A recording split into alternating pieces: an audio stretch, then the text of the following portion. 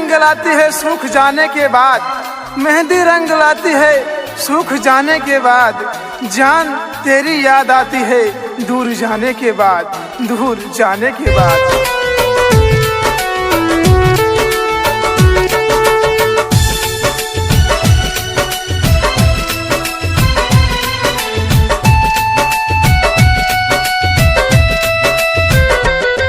मन दिल जिनसे लगाया वो हर जाई हो गई, मन दिल जिनसे लगाया वो हर जाई हो गई।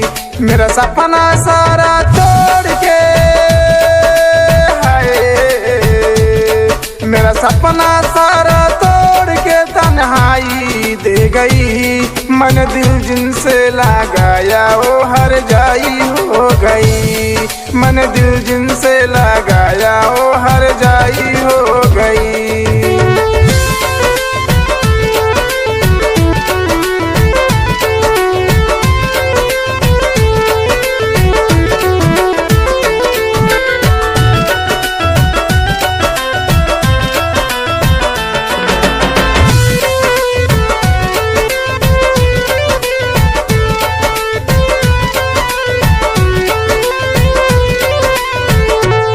नानी दे आए रातों को ना दिल को मिलता चैन, उसके याद में पागल हो गए दोनों मेरे नैन।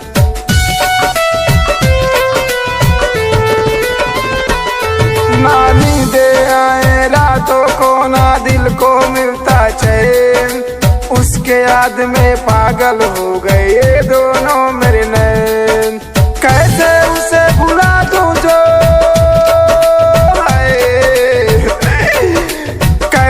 उसे भुला दूं जो मेरी नींदें ले गई। मन दिल जिससे लगाया वो हर जाई हो गई, मन दिल जिससे लगाया वो हर जाई हो गई।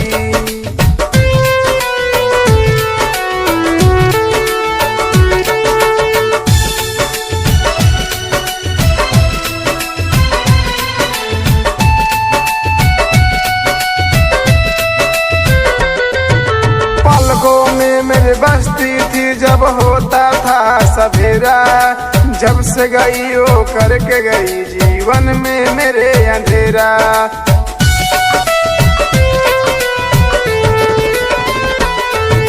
पलकों में मेरे बस्ती थी जब होता था सवेरा, जब से गई वो करके गई जीवन में मेरे अंधेरा।